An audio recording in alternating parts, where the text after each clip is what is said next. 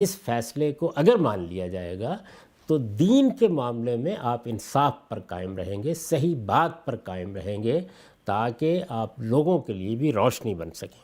تو یہ بات ہے جس کو سامنے رکھ کر اللہ تعالیٰ نے یہ بتایا ہے کہ میں نے اپنی کتابیں نازل کی۔ معاف کیجیے۔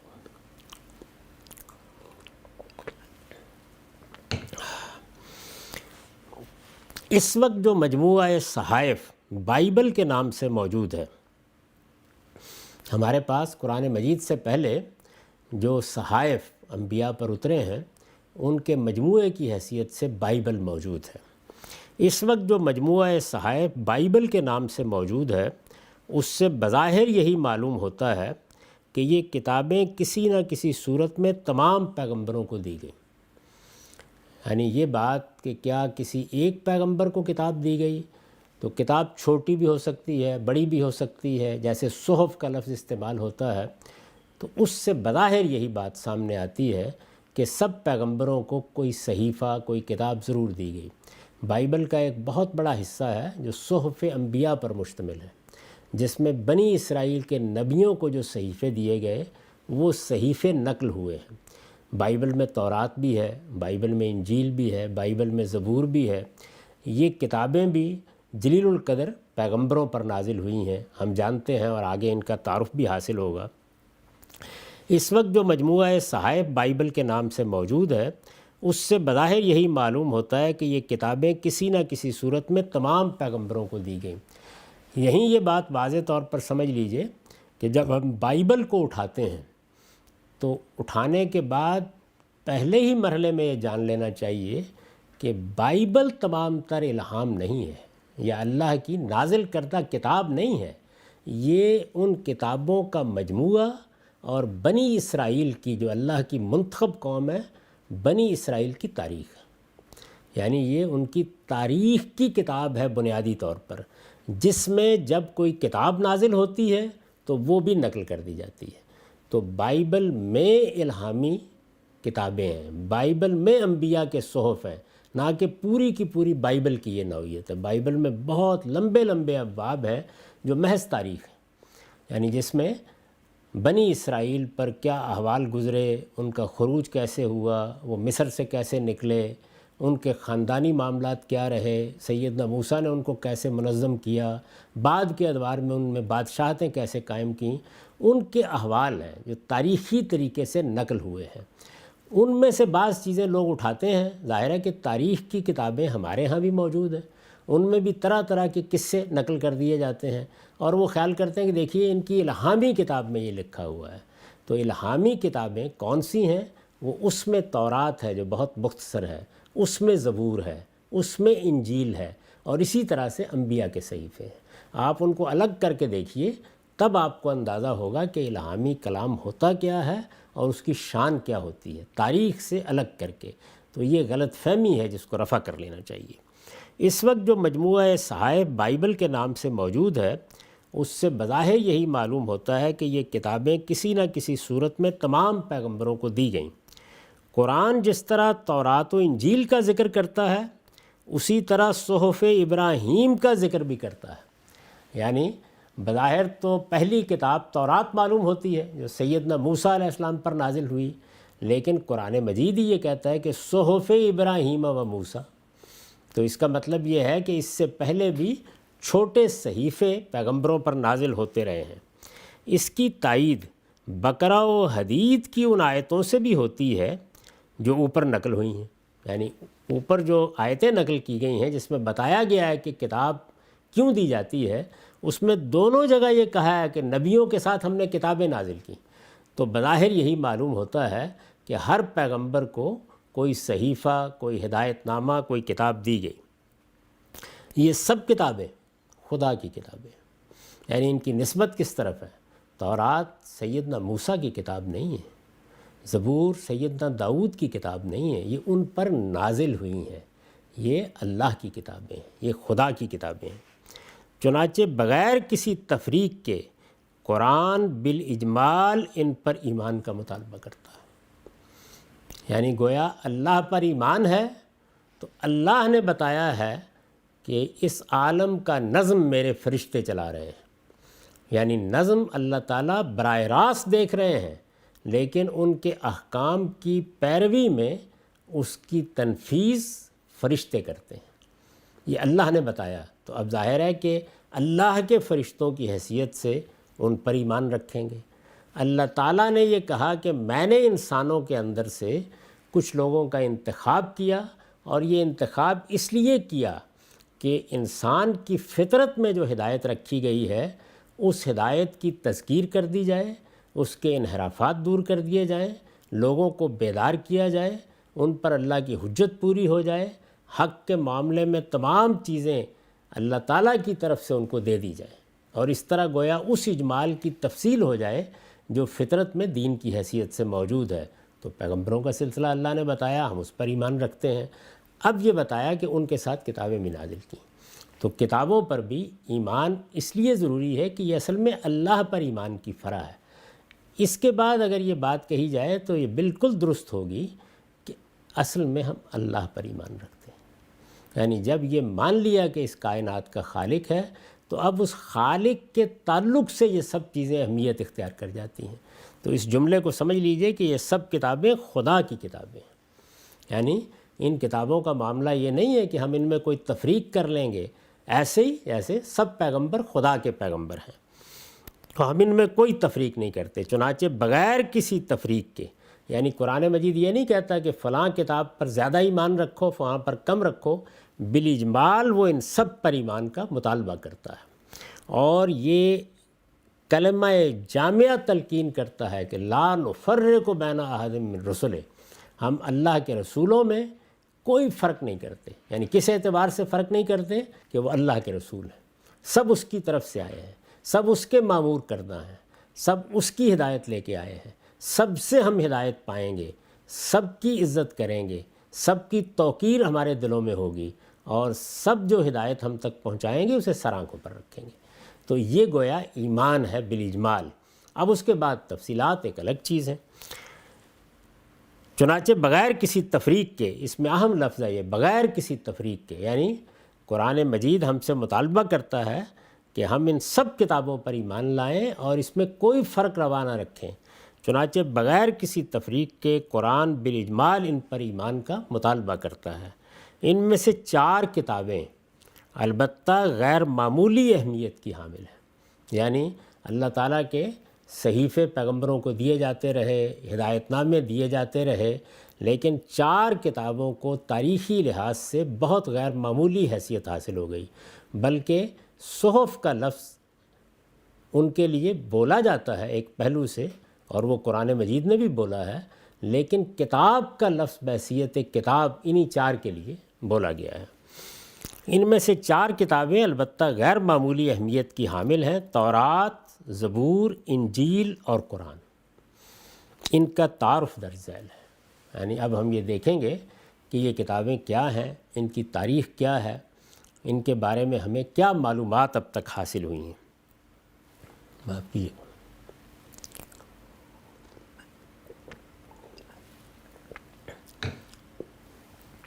سب سے پہلے تورات، اس لیے کہ ان 4 کتابوں میں پہلی کتاب وہی ہے۔ یہ موسیٰ علیہ السلام پر نازل ہوئی۔ یہ سوال ہوتا ہے نا کہ کتاب تنہا نہیں آتی، کتاب براہ راست بھی نہیں دی جاتی، پہاڑ پر رکھی ہوئی بھی نہیں مل جاتی،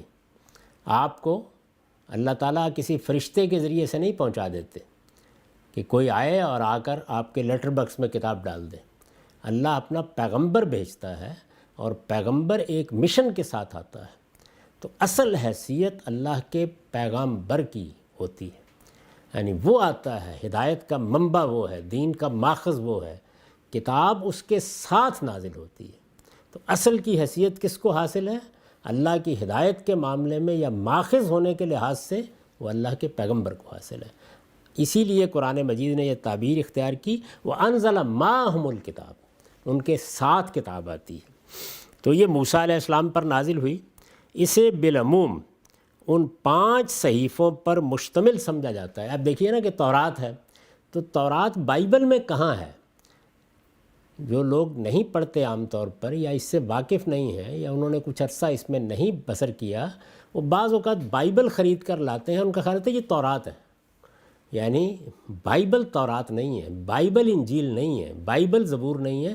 بائبل میں تورات بھی ہے، زبور بھی ہے، انجیل بھی ہے، وہ اپنے اپنے وقت پر آتی ہے، یعنی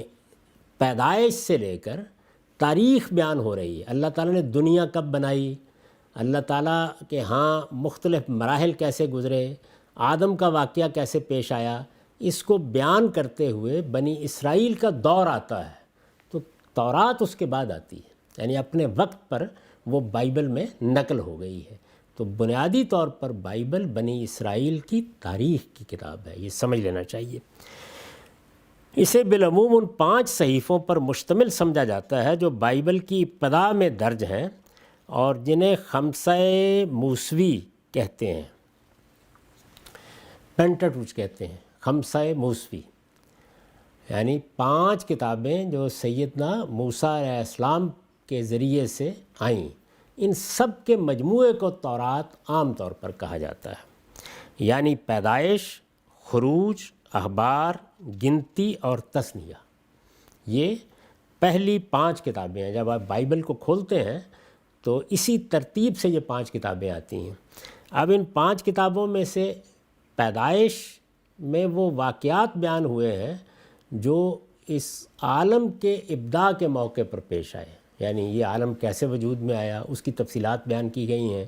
اس کے بعد پھر حضرت آدم کی پیدائش کیسے ہوئی، ان کے ساتھ کیا معاملات پیش آئے، تو گویا تاریخ بیان کرنے کا انداز ہے جس میں یہ سب شروع ہوتا ہے۔ اس کے بعد پھر بنی اسرائیل تک جب نوبت آ جاتے ہیں، سیدنا ابراہیم علیہ السلام دنیا میں آ گئے، انہوں نے اپنی امت کی یا اپنے خاندان کی تنظیم کی، پھر اس کے بعد سیدنا یوسف کا واقعہ اور یہ سب چیزیں آنے کے بعد پھر سیدنا موسیٰ علیہ السلام کی بعثت ہوتی ہے۔ تو تورات تو اب نازل ہونی شروع ہوگی نا، یہ جو اس سے پہلے بیان ہو رہا ہے وہ تورات نہیں ہے، وہ اس کے پس منظر کی تاریخ ہے، یعنی بنی اسرائیل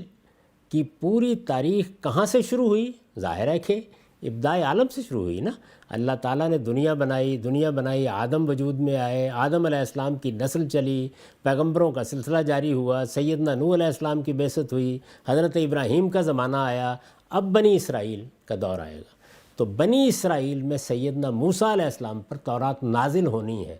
تو یہ ساری پیدائش کی کتاب جو آپ پڑھتے ہیں وہ تورات نہیں ہے،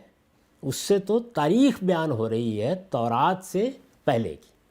یعنی جس طریقے سے ہم قرآن مجید کے بارے میں گفتگو کر رہے ہوتے ہیں تو ہم بنی اسماعیل کی تاریخ شروع کرتے ہیں، یعنی سیدنا ابراہیم علیہ السلام نے عرب میں اللہ کا گھر بنایا، بیت الحرام مسجد حرام کی بنیاد رکھی، اپنے بیٹے اسماعیل کو وہاں آباد کیا، اسماعیل کو اس کی تولیت دی، انہوں نے وہاں کے لوگوں کے ساتھ شادی کی، وہاں مقیم ہو گئے، ان کی قوم وجود میں آ گئی، ایک پوری تاریخ بیان کرتے ہیں، یعنی جو گویا یوں سمجھ لیجئے کہ قبل اسلام کی تاریخ ہے۔ اس کے بعد محمد الرسول اللہ صلی اللہ علیہ وسلم کی بعثت 2000 سال کے بعد ہوئی، تو اب قرآن نازل ہوا، تو یہ جو پہلے تاریخ بیان کی جا رہی ہوتی ہے یہ قرآن نہیں ہے، یہ تو اس کا پس منظر بیان کیا جا رہا ہے۔ تو اس سے ایک مثال سے سمجھا جا سکتا ہے کہ یہ جو کتابیں 5 کتابیں ہیں ان کے اوپر بھی اس لفظ کا اطلاق مناسب نہیں ہے، یعنی ان کے اندر تو گویا تاریخ بیان کر کے ایک مرحلے پر تورات سامنے آنی ہے، یعنی پیدائش، خروج، اخبار، گنتی اور تثنیہ۔ خروج میں مثال کے طور پر وہ زمانہ بیان ہوا ہے کہ جب سیدنا موسیٰ نے فرعون پر اتمام حجت کیا، پھر اس سے مطالبہ کیا کہ میں اب اپنی قوم کو یہاں سے لے کے جانا چاہتا ہوں۔ کیوں لے کے جانا چاہتا ہوں؟ یہ بالکل واضح ہو جاتا ہے قرآن مجید سے کہ اللہ تعالیٰ کا فیصلہ یہ تھا کہ بنی اسرائیل کو فلسطین میں آباد کیا جائے، وہاں اللہ کی توحید کا مرکز بنایا جائے، اور اس طرح یہ پوری امت ذریت ابراہیم کی یہ شاخ، یہ اللہ کے دین کی ہدایت کی علمبردار بن کر دنیا والوں پر اللہ کی حجت پوری کرے۔ تو یہ مقصد تھا جس کے لیے وہ نکال کے لانا چاہتے تھے۔ اب ان کے نکلنے کی ایک پوری داستان ہے، یعنی کیسے نکلے، کیسے سمندر پھٹ گیا، کیسے صحرائے سینا میں آئے، تو وہ خروج میں بیان ہوئی ہے۔ اس کے بعد اخبار، یعنی ان کے ہاں جو دین کی بات کرنے والے لوگ، دینی ذمہ داریوں کو ادا کرنے والے لوگ ہیں، اس دوران میں اب تورات نازل ہونا شروع ہو گئی ہے۔ قرآن مجید کی تاریخ میں بھی یہ سب لوگ جانتے ہیں کہ قرآن مجید کا نزول تو رسول اللہ صلی اللہ علیہ وسلم کے نبوت حاصل کرنے کے بعد ہو گیا، اب وہ نازل ہو رہا ہے، کسی کے پاس اس کی ایک سورہ ہے، کسی کے پاس 2 صورتیں ہیں، لوگ لکھ رہے ہیں، لوگ یاد کر رہے ہیں، لیکن پھر وہ ایک وقت میں پایہ تکمیل کو پہنچا، یعنی 22-23 سال میں جب وہ پایہ تکمیل کو پہنچا تو اب اس کو ترتیب دیا گیا، جس کو قرآن نے بیان کیا ہے نا سورہ قیامہ میں، کہ اللہ تعالیٰ کہتے ہیں کہ آپ فکر مند نہ ہوں، انا علینا جمع ہوا قرآن، ہم اس کو ترتیب دیں گے، اس کو جمع کریں گے، پھر اس کو دوبارہ پڑھیں گے پوری کی پوری کتاب کو، اور جب ہم اس کو دوبارہ پڑھیں فیضا کرانا و فتب قرآن، تو اس کی آپ پیروی کریں گے۔ تو اب اسی طریقے سے یہ پیدائش، خروج، پیدائش میں گویا تورات سے پہلے کا زمانہ، خروج میں ان کے وہاں سے نکلنے کا زمانہ، اس کے بعد اب اخبار سے خروج میں بھی کچھ اب تورات کا نزول شروع ہو گیا ہے۔ اور یہ کیسے ہے؟ یہ اسی طرح جیسے قرآن کا نزول ہو رہا تھا، یعنی چھوٹے چھوٹے ٹکڑوں میں احکام دیے جا رہے ہیں، ہدایات دیے جا رہی ہیں، وہ وقت کے لحاظ سے نازل ہو رہے ہیں، یہاں تک کہ پھر اس کے بعد تثنیہ ہے، آخری کتاب، جس میں پوری تورات کو ترتیب دے کر ایک کتاب کی حیثیت سے، جیسے قرآن کو آخر میں ترتیب دیا گیا، ترتیب دے کر سیدنا موسیٰ علیہ السلام نے ایک پہاڑ پر کھڑے ہو کر پڑھا، پوری کتاب سنائی گئی۔ تو اصل میں تورات کیا ہے؟ تثنیہ۔ تو اگرچہ یہ بات عام طور پر کہی جاتی ہے اور وہ اس لحاظ سے درست ہے کہ خروج کے زمانے سے شروع ہو گیا اس کا نزول، لیکن کتاب ترتیب پا کے تثنیہ میں ہمارے سامنے کتاب کی صورت میں آتی ہے، تو تثنیہ یا ڈیٹرانومی یہی اصل تورات ہے۔ ایک مرتبہ پھر سن لیجئے، یہ موسیٰ علیہ السلام پر نازل ہوئی، اسے بالعموم ان 5 صحیفوں پر مشتمل سمجھا جاتا ہے جو بائبل کی ابتدا میں درج ہیں اور جنہیں خمسہ موسوی کہتے ہیں، پینٹیٹوچ کہتے ہیں، یعنی پیدائش، خروج، اخبار، گنتی اور تثنیہ۔ ان صحیفوں کا تدبر کے ساتھ مطالعہ کیا جائے تو صاف واضح ہو جاتا ہے کہ پہلے 4 صحیفوں میں، یہ بات میں نے ابھی آپ کو بتائی کہ پہلے 4 صحیفوں میں یہ تاریخی بیانات کے ساتھ، یعنی تاریخ چل رہی ہے، واقعات کو بیان کر رہا ہے ایک مورخ، تاریخی بیانات کے ساتھ اپنے نزول کی ترتیب سے نقل ہوئی ہے۔ نازل کیسے ہوئی؟ آج ایک حصہ، کل 2 حصے نازل ہوتی رہی، اور تثنیہ میں، آخری کتاب میں، ڈیٹرانومی میں، اسے بالکل اسی طرح ایک کتاب کی صورت میں مرتب کر دیا گیا ہے جس طرح قرآن کو مرتب کیا گیا ہے۔ جیسے قرآن آخر میں ایک نئی ترتیب دے کر ہمارے لیے مرتب کیا گیا، ایسے ہی تورات تثنیہ میں ترتیب دے دی گئی۔ اپنی موجودہ صورت میں غالباً یہ 5ویں صدی قبل مسیح میں کسی وقت مرتب کی گئی۔ ایک پوری تاریخ ہے جس سے ہم واقف ہیں کہ بنی اسرائیل پر بہت سے ادوار گزرے، اس میں حملے ہوئے، ان کو ان کے جرائم کی سزا دی گئی، 2 بڑے واقعات ان کی تاریخ میں ہوئے ہیں، اس میں تورات کے نسخے بھی ضائع ہوئے، تو اس کو آخری مرتبہ 5ویں صدی قبل مسیح میں کسی وقت ترتیب دیا گیا۔ بتایا جاتا ہے کہ یہ سیدنا عزیر کی نگرانی میں ترتیب پائی۔ تاہم سیدنا مسیح علیہ السلام نے جس طرح اس کا ذکر کیا ہے، اب 5ویں صدی قبل مسیح میں جو تورات مرتب کی گئی وہی بنی اسرائیل کے ہاں چلی آ رہی تھی، یہاں تک کہ سیدنا مسیح علیہ السلام کی بعثت ہوئی۔ تو سیدنا مسیح علیہ السلام نے جس طرح اس کا ذکر کیا ہے، اس کی بنا پر کہا جا سکتا ہے کہ ان کی تصویب بھی اس کو کسی حد تک حاصل ہے۔ یہ ہو سکتا ہے کہ اس میں کوئی چھوٹی موٹی تبدیلی بھی ہو گئی ہو، کوئی ترجمے اور تفسیر کی چیزیں بھی شامل ہو گئی ہوں، لیکن جب ہم انجیل کو پڑھتے ہیں اور سیدنا مسیح علیہ السلام کا زمانہ آتا ہے تو وہ اس کی تردید نہیں کر رہے، اس کی نفی نہیں کر رہے، اس کو رد نہیں کر رہے، بلکہ اس کو ہی اللہ کی کتاب کی حیثیت سے پیش کر رہے ہیں۔ تو یہ فی الجملہ یعنی بحیثیت مجموعی ان کی تصویب کے ساتھ منتقل ہوئی ہے آگے دنیا کو۔ اس کا عبرانی متن جو اس وقت مخطوطات اور مطبوعات کی شکل میں موجود ہے، ماسوری متن، میسوریٹک ٹیکسٹ کہلاتا ہے۔ یہ بات عام طور پر مانی جاتی ہے کہ اس متن کے علاوہ قدیم زمانے میں اور بھی روایتیں تھیں، یعنی پرانے زمانے میں ظاہر ہے کہ تورات لوگوں کے پاس بھی موجود تھی، لوگ اپنے طور پر بھی اس کو لکھ کر رکھتے رہے ہوں گے، کاہنوں کے پاس بھی موجود رہی ہوگی، سرکاری نسخہ ترتیب دیا گیا قومی سطح پر تو کچھ دوسرے متون بھی موجود رہے۔ اس متن کے علاوہ قدیم زمانے میں اور بھی روایتیں تھیں اور ان میں بعض مقامات پر اہم اختلافات بھی تھے۔ جب ایک کتاب اس طریقے سے مختلف ادوار سے گزرتی ہے تو اس میں یہ چیزیں بھی پیدا ہو جاتی ہیں، تو یہ چیز بھی تھی۔ سامری تورات، یہ جو سامرا کا قبیلہ ہے جو فلسطین میں قدیم زمانے سے آباد ہے اور یہود کی ایک پوری روایت کا امین ہے، تو ان کے ہاں جو تورات ہے وہ سامری تورات کہلاتی ہے، اور خاص کر یونانی سبین سیپٹویجنٹ سے جو قدیم ترین روایت ہے، ان اختلافات کا ثبوت ملتا ہے۔ یعنی جب آپ ملا کے پڑھتے ہیں، ماسوری متن کو دیکھتے ہیں، یونانی سبین کو دیکھتے ہیں، سامری تورات کو دیکھتے ہیں، تو اگرچہ بحثیت مجموعی تو ایک ہی چیز ہے، لیکن اس میں بعض اختلافات کا ذکر بھی ہمارے سامنے آتا ہے۔ انبیاء علیہم السلام کے ذریعے سے اللہ تعالیٰ کی جو ہدایت بنی آدم کو ملی ہے اس کے دو حصے ہیں، ایک قانون، دوسرے حکمت۔ یعنی یہ قرآن نے ہمیں بتایا ہے کہ اللہ کی ہدایت یا اللہ کا دین دو حصوں میں ہے، ایک حکمت، دوسرے قانون۔ تورات میں زیادہ تر قانون بیان ہوا ہے اور اس کا نام بھی اسی رعایت سے رکھا گیا ہے، یعنی تورات کا مطلب ہی قانون ہے۔ قرآن اسے ہدی لبنی اسرائیل، بنی اسرائیل کے لیے ہدایت اور تفصیلا لکل شیء، دین سے متعلق ہر چیز کی تفصیل کہتا ہے۔ وہ بتاتا ہے کہ اس میں اللہ کا حکم ہے، ہدایت اور روشنی ہے، لوگوں کے لیے رحمت ہے۔ اس میں شبہ نہیں کہ وہ اس میں یہود کی تحریفات کا ذکر کرتا ہے، لیکن اس کے ساتھ یہ بھی حقیقت ہے کہ اس کی جو روایت یا ورژن زمانہ رسالت کے یہود و نصارہ کے پاس تھی، قرآن فی الجملہ اس کی تصدیق کرتا ہے۔ یہ میں نے وہ حصہ پڑھ دیا ہے اور بہت سی چیزوں کی توضیح کر دی ہے۔ آخری پیرے میں بعض مباحث ہیں جن کی توضیح ہم اگلی نشست میں کریں گے۔ اقول قولی ھذا واستغفر اللہ لی ولکم ولسائر المسلمین۔